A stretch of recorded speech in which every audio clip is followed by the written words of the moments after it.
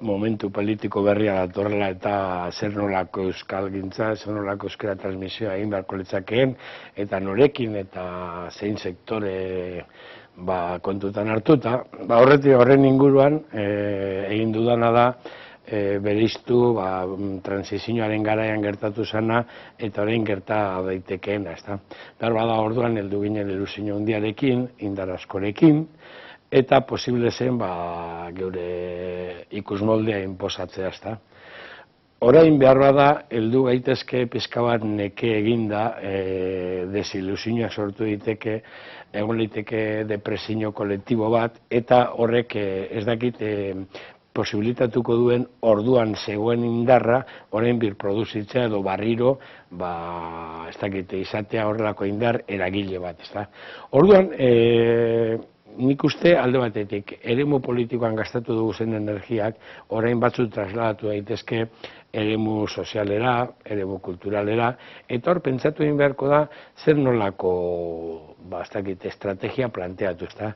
Ze alde batetik euskararen mundu bera, euskararen transmisioan, euskal kulturaren transmisioan, uste batzuk genituen, eta uste batzuk bete dira eta beste batzuk ez dira bete, ezta. Pentsatzen genuen, euskara ikastetik berehala etorriko zala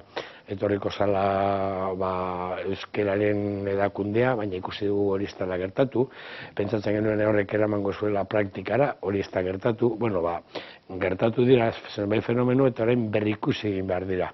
Zelan berrikusi behar dira, behar bada konsensu orokor batzuk eginez, ezta. Eta konsensuak izan behar duten ikuste politikoak, eta konsensu politiko horietatik abiatuta pentsatu behar dena da zeintzuk diren aspekturik importantenak mantentzeko, eta ze aspektu den nolabait baztergarria, ezta. Hor, konsensu politikoa sortuta eta helburu berriak nolabait finkatuta, nik uste dut aurre egin dakiokela egon liteken nolabaiteko ilusioaren gainberari. Euskal artearen transmisioan bi idea edo azaldu nahi izan ditut, bat da Euskal Artea transmititu egin dela, 20. mendean, eta bigarrena da 20. mendearen bukaeran, eta batez 21. mendean eten batean dela transmisio horretan. Horrekin lotuta transmisioan nola izan den aztertzeako momentuan, bi momentu, bi garai desberdintzen ditut, bat da 1910 inguruan edo 20. mendearen hasieran egin zen ahalegina Euskal Arte moderno bat aurrera eramateko. Euskal Arte moderno hori da proiektu bat tradizioan oinarrituta, eta beraz da proiektu konservadore bat, edo pixkat ez dana abanguardista, ez du bere asmoa ez da aurreko guztiarekin bukatzea. Beraz, izango litzateke tradizioan oinarritutako arte mota bat, modernoa eta Euskal Herrikoa. Bigarren ahalegina Euskal Herrian izan zen 60. hamarkadan, 60ko hamarkadan batez Oteizaren bultzadarekin osatu zen Movimiento de Escuela Vasca, Euskal Eskolen Mugimendua, eta 1966an eramantzian aurrea erakusketa ezberdinak lurralden arabera antolatuta, gaur hemen orain denok baita, denok eta baita osatu espazian ere.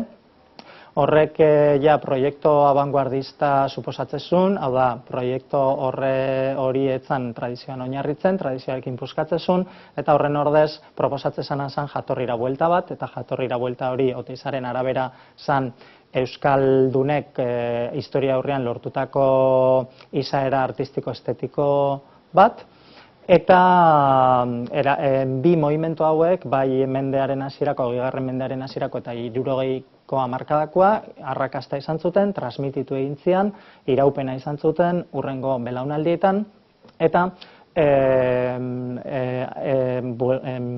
ezberdindu daitekena da gutxi gorabehera 20. mendearen bukaera aldean, momentu bat nun garai hori transmisio hori eten egiten den, arte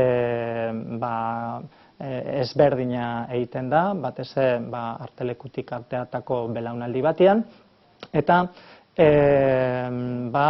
horrek modu baten edo bestean existitzeko gogua izan baldin badu ere, nire ustez hor eten egin da eta ez du lortu gizartearekin bat egitea.